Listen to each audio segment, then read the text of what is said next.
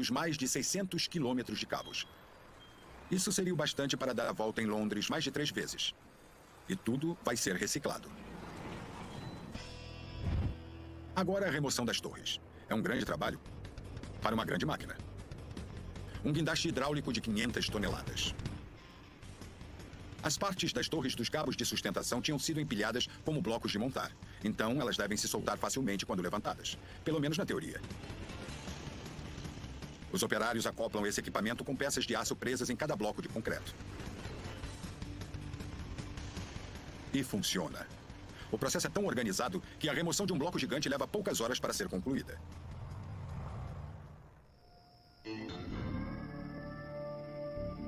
Para que a ponte seja inaugurada na data marcada, trabalha-se 20 horas por dia, em 2 turnos de 10 horas, 6 dias por semana. Agora começa o próximo grande desafio: erguer as colunas da ponte no arco construído. 8 pares de colunas vão ser instaladas. A menor delas tem cerca de 5 metros. A maior tem mais de 50 metros. Essas colunas vão sustentar a parte externa da ponte. Para equilibrar o peso no arco, o trabalho vai ser feito do centro para fora. Como outras partes da ponte, os segmentos das colunas foram pré-moldados perto do local. Moldá-los na ponte atrasaria em 6 meses a entrega da obra. Os segmentos são conectados por pinos de aço de alta resistência.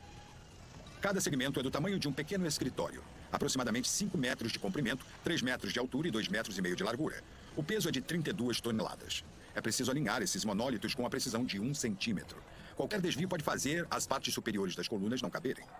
Enquanto algumas equipes erguem as colunas, outras instalam os componentes finais das braçadeiras em forma de X. Estes painéis têm 2 funções. A primeira é prática, proteger as braçadeiras das intempéries. A outra é estética, combinar com a aparência da ponte. No total, 12 painéis vão encobrir as braçadeiras em X.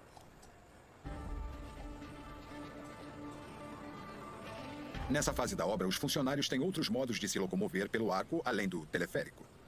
E haja saúde para conseguir subir tanta escada. Os degraus acompanham todo o comprimento do arco. Mas essa não é a única maneira de chegar ao topo. O túnel passa por dentro do arco. Jeff St. John é gerente de projetos da construtora da ponte. E é uma das poucas pessoas que podem entrar aqui. Aqui é o centro do arco. Esse bloco de cerca de 2,5 metros foi a última parte de concreto a ser encaixada. O túnel revela o segredo do sucesso do arco. O concreto é de alta qualidade e de alta resistência, uma exigência na construção de arcos deste tamanho. Mas a criação de uma estrutura oca diminui o peso do bloco, facilitando a montagem do arco. O túnel também garante acesso a uma estrutura essencial da ponte. Essa abertura leva para a braçadeira em formato de X que fica entre os 2 arcos. Podem ver que agora ela está trancada. Terminamos de construir, limpamos tudo, fizemos o acabamento da pintura e estamos limitando o acesso para evitar que o local seja danificado. Sem o túnel, o pessoal da manutenção não chegaria às braçadeiras para fazer inspeções regulares, o que é essencial para a conservação da ponte. O trabalho continua nas colunas. Cada segmento é colocado em cerca de 2 horas. Depois que todos os segmentos de uma dupla de colunas são instalados, eles são unidos por uma cobertura, as vigas laterais superiores.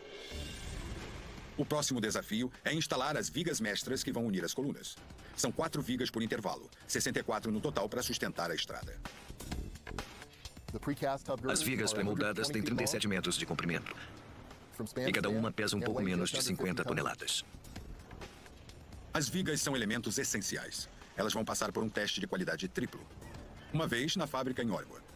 Uma segunda vez na entrega para verificar se houve danos no transporte. E na verificação final após a instalação. O levantamento de cada uma das vigas revela o modo como toda a obra foi realizada. Usando a ciência em cada passo. Orifícios nas vigas permitem a instalação de ferrolhos gigantescos, onde são inseridos os cabos de levantamento. Uns ajustes finais e tudo pronto para o levantamento. Como sempre, o vento atrapalha. É uma das operações mais delicadas feitas na ponte. A viga não pode balançar. Um movimento em falso e ela pode danificar a ponte. O conserto sairia caro, não só no orçamento, mas também no cronograma. Controlar a viga é como empinar uma pipa de 50 toneladas. A construção dessa ponte difere da maioria. As vigas ficam entre os apoios e não em cima deles. É uma decisão estética que vai diminuir o perfil da ponte. É uma conexão rara e achamos que deve ser a única desse jeito aqui nos Estados Unidos. Em poucos minutos, a viga está acima do suporte. Mas eles levam 1 hora para colocá-la na posição certa. A viga tem que ficar no lugar certo, senão a outra parte não encaixa direito. Tomara que a gente tenha deixado o concreto bem acabado para colocar a viga onde ela precisa ficar. Até agora tivemos só alguns probleminhas, mas no geral tudo bem. O espaço entre a viga e a lateral é preenchido com cimento. Depois, a viga é conectada à lateral com barras de aço de grande diâmetro. São 16 barras por conexão. Então, as barras são submetidas a uma pressão de 13 mil quilos para criar uma conexão permanente. A margem de erros deve ser muito pequena. Uma das coisas que precisamos fazer é, depois da fabricação das vigas, fazer um modelo correspondente que se encaixe em todas as entradas. Esse modelo é usado na instalação dos canais no concreto antes da aplicação do concreto nos suportes. Assim, nós temos certeza de que o encaixe vai ficar muito bom. A instalação de um grupo de vigas leva só um dia, se o tempo ajudar. Mas fixá-las no lugar demora quase 1 semana. E o tempo de Dave está acabando. Vamos colocar as vigas, montar a parte de cima, respirar fundo e continuar.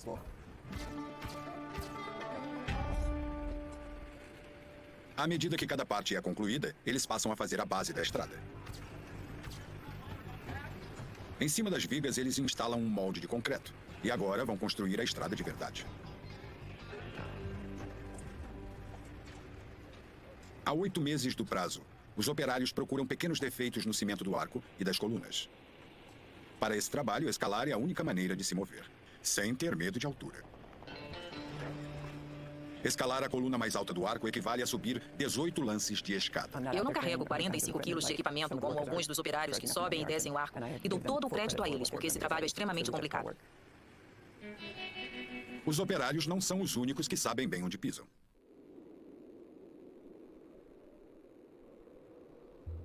Centenas de carneiros selvagens habitam as montanhas próximas. Então, os operários devem atuar também como ambientalistas. Eles instalam cercas para proteger os animais do tráfego e rampas para que eles passem por baixo da estrada.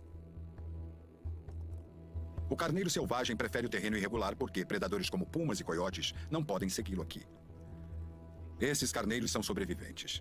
Há 2 séculos, milhões de carneiros selvagens viviam no oeste dos Estados Unidos.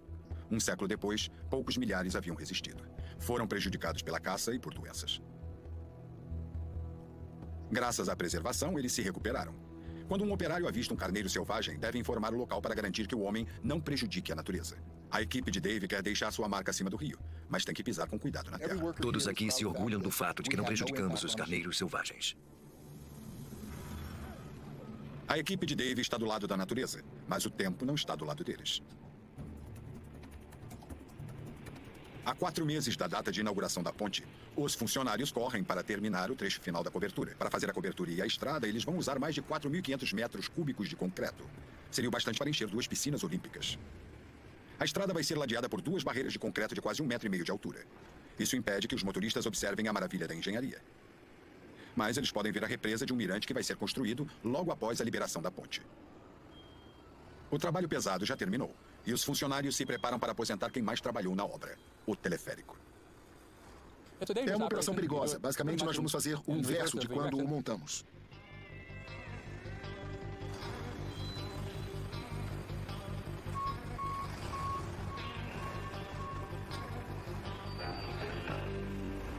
A desmontagem demora 2 meses. Ele foi retirado aos poucos, com segurança e num tempo adequado. Então, eu achei ótimo. Depois do trabalho heróico, o teleférico vai ser vendido como sucata. É junho de 2010. Para cumprir o cronograma, Dave precisa terminar a estrada em agosto. Estamos na reta final. Falta muito pouco para que nós possamos marcar o gol. Trabalhamos nisso durante muito tempo e sentimos que falta pouco. Como podem ver, agora é uma ponte. Dá para dirigir nela, então falta muito pouco. Quando Dave completar essa ponte inigualável, os turistas vão ter 2 locais para observar. 2 maravilhas da engenharia lado a lado. Todo dia, essa equipe superava alguma coisa que por si só já seria um marco. Nós fizemos isso todos os dias durante 5 anos. É um lugar lindo, um dos mais lindos que se pode imaginar. E construir uma ponte nesse local, nessas condições difíceis, em terreno montanhoso, com muito calor e muito vento, é realmente incrível. Além de construir a ponte em arco de concreto mais longa das Américas, eles não estouraram o O orçamento. orçamento inicial era de 240 milhões de dólares e nós estamos quase terminando a obra, sem gastar um centavo a mais do que o previsto. O que fazer depois de uma obra dessas? Como dar continuidade? Dá um pouco de tristeza, mas também dá muita satisfação. O projeto é o sonho de quem trabalha com engenharia de pontes. Tenho 2 filhos pequenos, uma garota de 4 anos e um garoto de 2. E eles pensam que eu fiz a ponte. Passamos aqui de carro e eles dizem que é a ponte do papai. Os olhos deles brilham sempre que passamos pela represa.